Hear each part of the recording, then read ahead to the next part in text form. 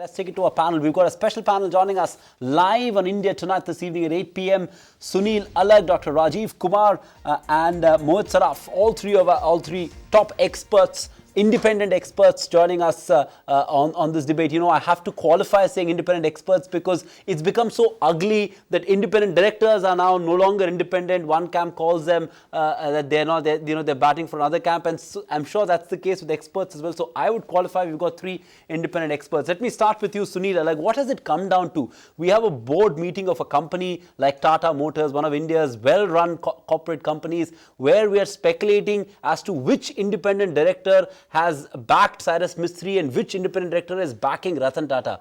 What has it all come down to? You know, I think the independent directors are supposed to look after the company and their shareholders and just that company alone. I think what is happening now, it's becoming a battle between individuals, which is Ratan Tata versus Cyrus Mistry, and you are saying which director is going to back whom. First and foremost, a board has the right to remove anyone as chairman or managing director. They have no right to remove him as a director. As a director, only an AGM or EGM can remove him. So at this point of time, Cyrus cannot be removed as a director unless it goes to the AGM or EGM. If I was an independent director on that board, I would be thinking of two things. If Tata withdraws the brand name, which they have just threatened to do, then what happens to Tata Motors? If they are turning around and saying, all right, the company is just going to go around, what will happen to the company? What will happen to the shareholders? And they have to forget about whether Cyrus Mistry was doing a good job or a bad job, or Ratan Tata will come back and do a good job or a bad job. Every director is dispensable. Every managing director is dispensable. Every chairman is dispensable. The company has to outlive. And as far as I'm concerned, I think Cyrus Mistry is fighting a losing battle regardless of how good he is. Because if the Tata group of companies withdraw the Tata name, I cannot imagine how any independent director thinks Tata Motors can survive without that brand name. Whether it's Jaguar or whether it's the English, where most of the money is coming from, which is making Land Rover and Jaguar and not the Indian company. So if you turn around and say that you're going to withdraw it, then I as an independent director have to look after my shareholders, have to look after the company. And this Tata brand name is a big one. So how are they just talking about seeing, and they are in an embarrassing position, because if they have been saying Cyrus Mistry has been doing a good job over the last couple of years, how can we turn around and say that he's doing a bad job now? Need not get into that. Everyone does a good job. There are flaws, there are good points. Now sit back and say what is best for the company. Is the Tata, because every director can be replaced by someone as eminent, if not even more eminent. So do not get into this battle of saying backing Cyrus and backing Ratan Tata. But Ratan Tata is a major shareholder. Tata Group has brought this company up. Right. And Tata brand name means a lot. So right, today you have three levels. You have the consumer. Sorry, I'll just end because I've got to go off. Sure. Please complete. And that's where we are. So I don't know why we are getting into who's backing Cyrus and who's backing Ratan Tata, you know. Yeah, Dr. Rajiv Kumar, comment on that. But do you see it this way? Because at the end of the day, you know, I know the Tata Group is threatening to withdraw the brand from these companies, but isn't one way of looking at it is that they're trying to pressurize the independent directors to toe the line of Tata Sons. Is that the right thing to do?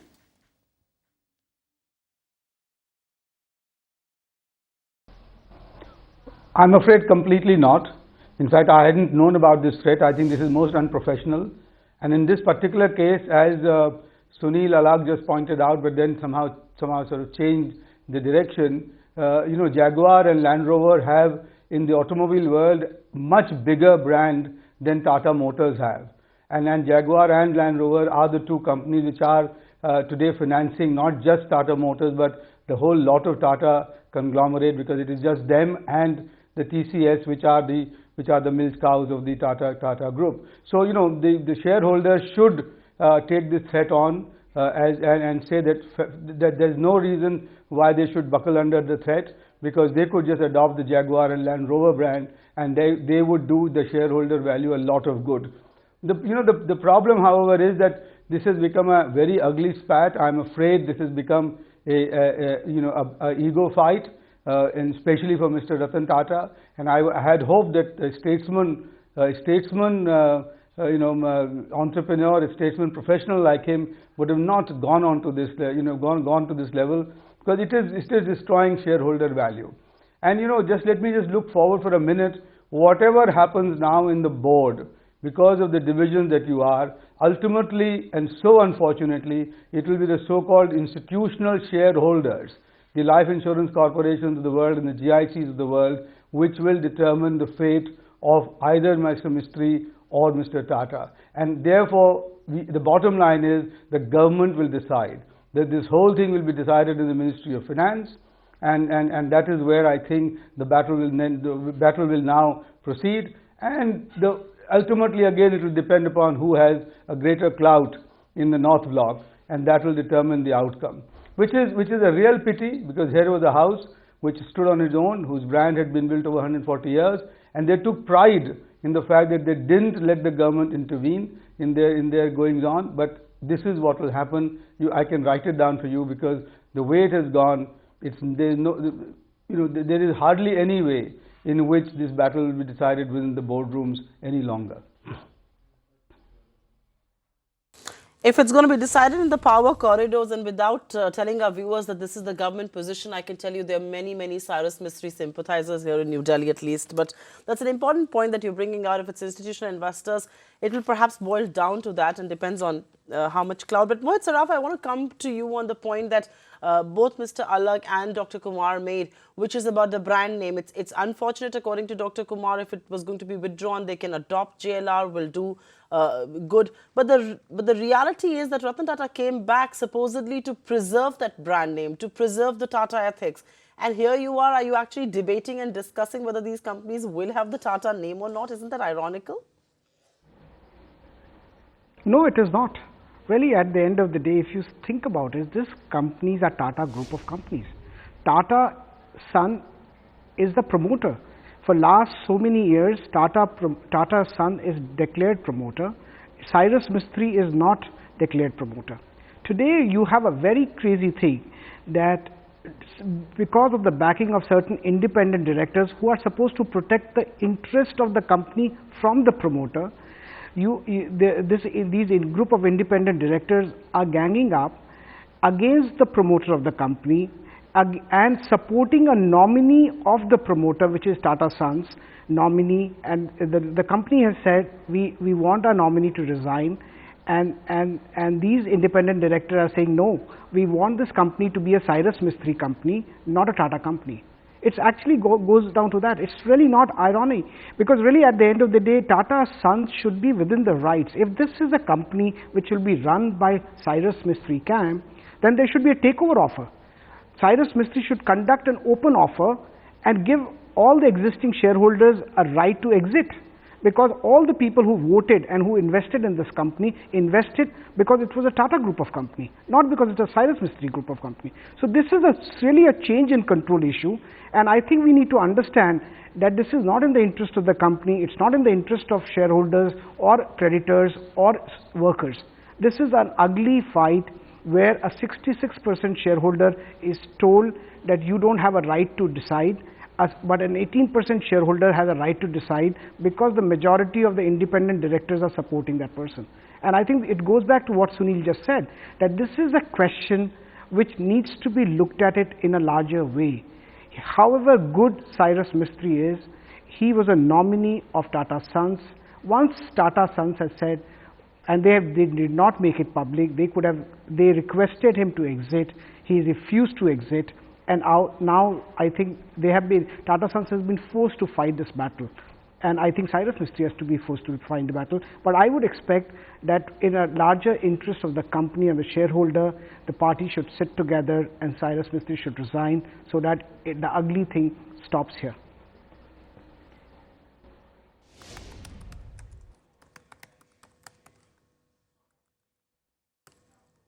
All right, the ugly thing stops here. But Dr. Kumar, you want to come in on that? I want to go back to the point that Mohit Saraf made, which is that gracefully Cyrus Mistry should exit. But a lot of the Cyrus Mistry camp people say he's not really fighting to come back or to seize control. He's fighting for his reputation. So that's point number one. Is this fight worth it? And point number two, the bit that you spoke about, that the government will eventually get involved. Do you believe, and do you perhaps desire a more proactive role by the government? Perhaps the Prime Minister or the Finance Minister needs to call these two gentlemen and try and hammer out a solution? Is that desirable, or is that undue, unproductive interference with what corporate India does?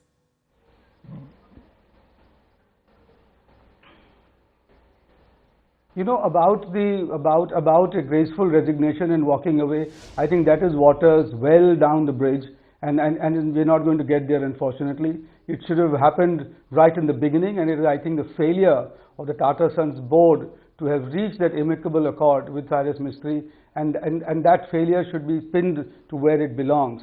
Two, the independent directors, I'm afraid I don't agree with the fact that the independent directors are beholden to Tata Sons or the Tata Trust, which may have 66% in Tata Sons, but I dare say Tata Sons shareholding in Tata Motors is probably much less, and there are institutional shareholders which have a higher shareholding, and there is a public at large whose shareholding is important. So these independent directors are not there to protect the interests of Tata Sons at all. They are there to protect the interests of the shareholders.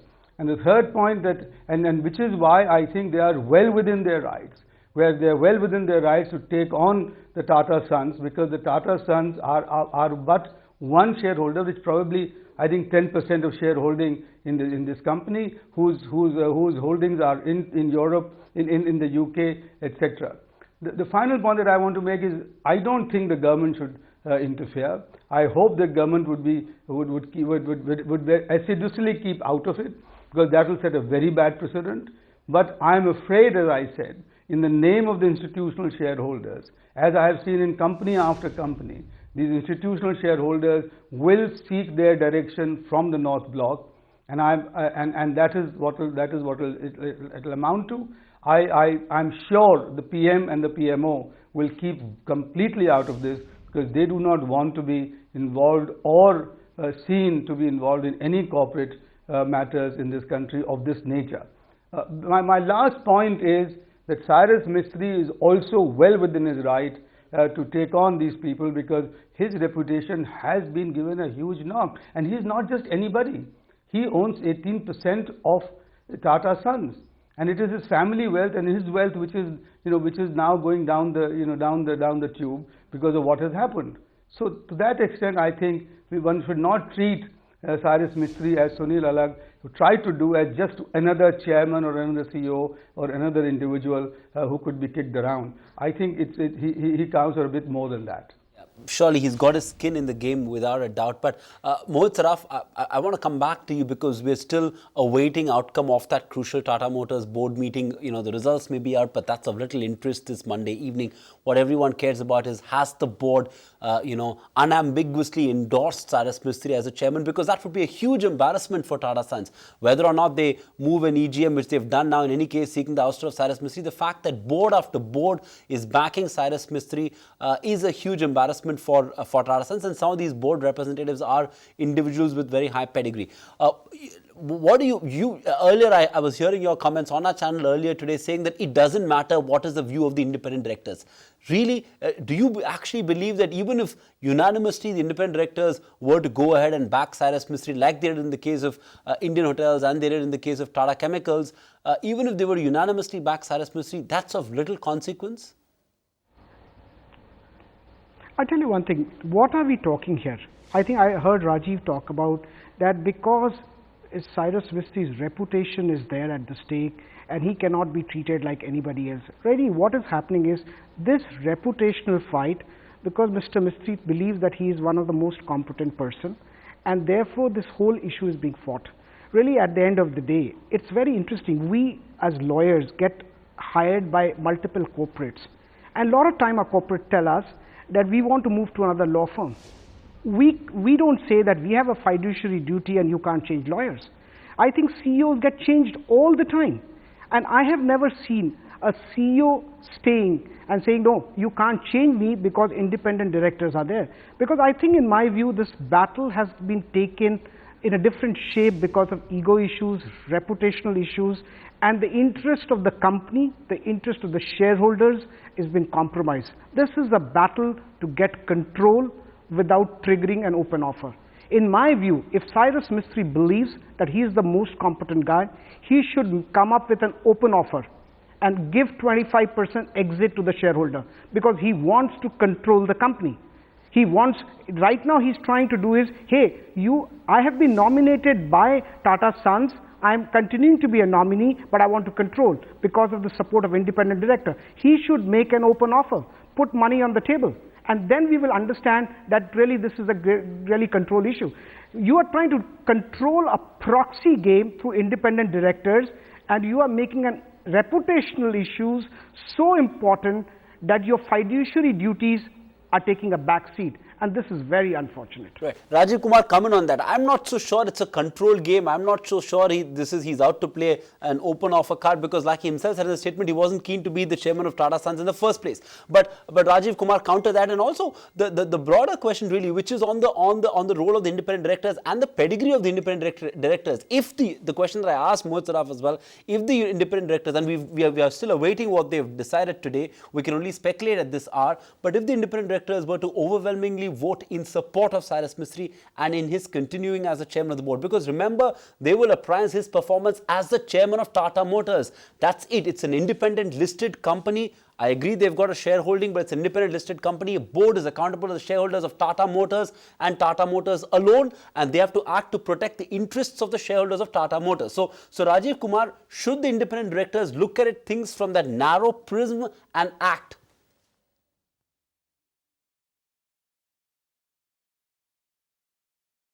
Of course, they will have to look at only that through one prism, which is the shareholders' interest and the shareholders' value. But Mr. Saraf makes an interesting point about Cyrus Mistry making an open offer, and I hope Mr. Mistry will listen to this and will make an open offer. However, I must warn that Tata Sons are not open to an open offer, and it will come to naught. And the offer would be made, and Cyrus Mistry thankfully has the wherewithal to make that offer. But Tata Sons will not play ball, because Tata Sons will continue to try and control these companies, the 30 listed companies, with a very minimal shareholding that they have, except in TCS and Tata Capital, Tata Finance, and which has been the game all along. And for the first time this time, the independent directors are saying, sorry Tata Sons, you are just but one of the shareholders, and that to a very minor shareholder, and we have got the interests of very large public shareholders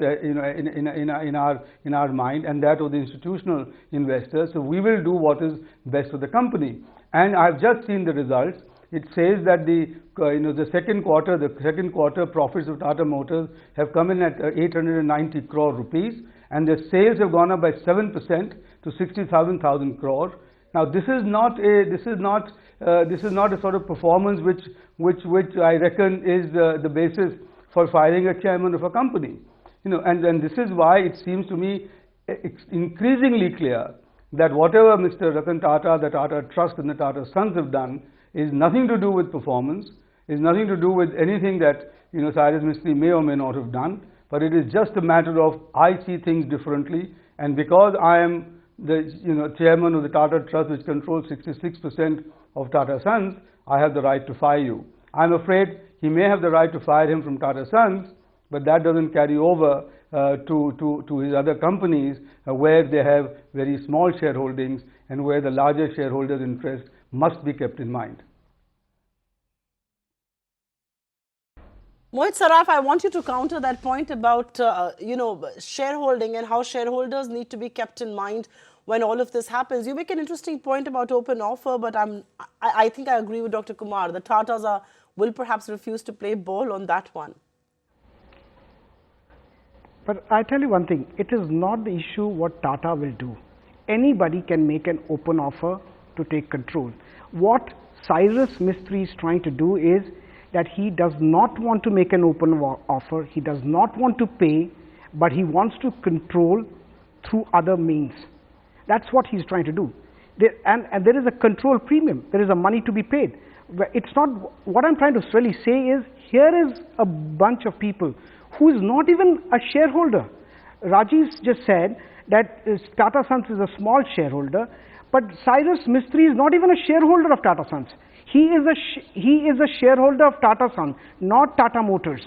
Not even being a shareholder, he is a minority shareholder of Tata Sons, and now being a minority shareholder of a shareholder, he is trying to control the organization. I think this is really a crazy thing. And again, I would say really, if you want to control, I think anybody has a right to control, but you have to provide, because everybody has invested. They all believe that this is a Tata group of company, and therefore it has to be carried out like Tata group.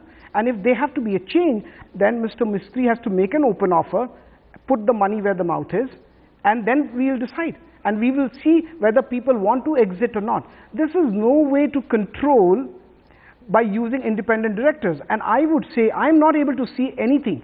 Even when independent directors supported Cyrus Mistry, and they wrote about a statement, they informed the stock exchange. These are not the things which independent directors do. Independent directors act in the best interest of the company, and that gets noted down. This is not to say this is the person who should be the chairman or not the chairman. I would say really, if you look at it is a much larger issue of control than anything else, and this is a very interesting way to come up with, that you try to control a company when you are not a shareholder, you are a nominee director, and you control without triggering an open offer. And I would clearly believe that if he is able to control the company, there's going to be some people. Yes, please. Mohit, I have a question there, and I must ask you this. I'm still wondering, when you say the independent directors are supposed to just act in the best interest of the company, my own understanding is that independent directors are supposed to be on the boards of companies and also point out if there's something wrong that happens, take a stance which perhaps nominee directors cannot. I think the whole question of independent director came because a lot of Indian promoters were doing related party transaction. They were entering contracts. So that was really the purpose of independent director. That's the reason they are the chairman of audit committee. The independent director did not come to make sure that the control moves away from the promoter to a non-promoter group. That was not the reason why independent director comes. Because if basically companies globally, and if you look at under the New Companies Act, the company has to work for other stakeholders apart from shareholders, employees, creditors, environment.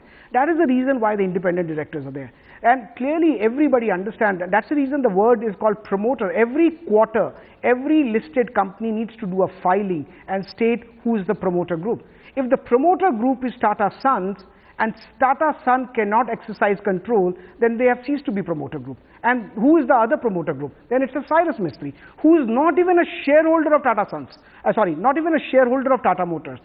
That's a very crazy situation we are talking about. I understand. And I think that's a clear thing, that this is the issue of reputation, this is the issue of control, and this is a fight to finish irrespective of the benefit for the company. I understand that at some point in that, when you were talking, you spoke about the Tata way of things. I wonder if unceremoniously sacking a chairman of the board of Tata Sons, appointed by a nominations committee of that board 2 minutes before a board meeting without being told, is the way to do it. Rajiv Kumar, last word to you. What's the end game for Cyrus Mistry? What's in it for him? I think Mohit Saraf also made this point. So did Sunil Alagh, saying that he's fighting a losing battle. It's unlikely that he'll reclaim his position in the board of as a chairman of the Tata Sons board. And once an EGM is convened, he might even get thrown out of the boards as well of these operating companies. So what's in it for Cyrus Mistry other than protecting his reputation?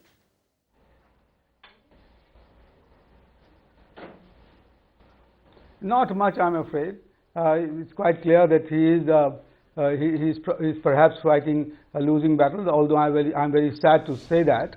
But given the corporate governance, given the way corporates are managed, he will probably have to bow down to the shareholders if they so decide at the EGM.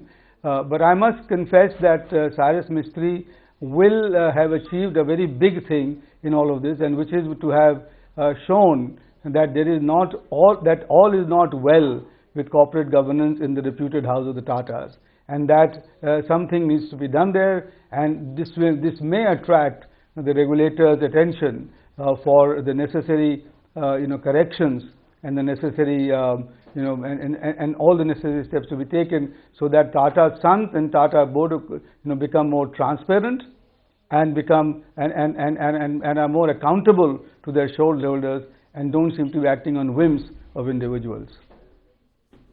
All right, Dr. Rajiv Kumar and Mohit Saraf, thank you so much for joining in with that perspective on that big debate right here on ET Now. We'll take a short break here on India Tonight. We're still awaiting that statement from Tata Motors and from the independent directors as well. If at all they're going to make one and endorse Cyrus Mistry as a chairman. If they don't, then that's also a sensational twist to this boardroom drama that's playing out between the Tata Group on the one hand and Cyrus Mistrys Shapoorji Group on the other side. Find us on Facebook at facebook.com/ETNow and don't forget to click the like button. You can also follow us on Twitter at ETNowLive. To stay updated with all our programming, hit the subscribe button on our YouTube channel by logging on to youtube.com/user/ETNow.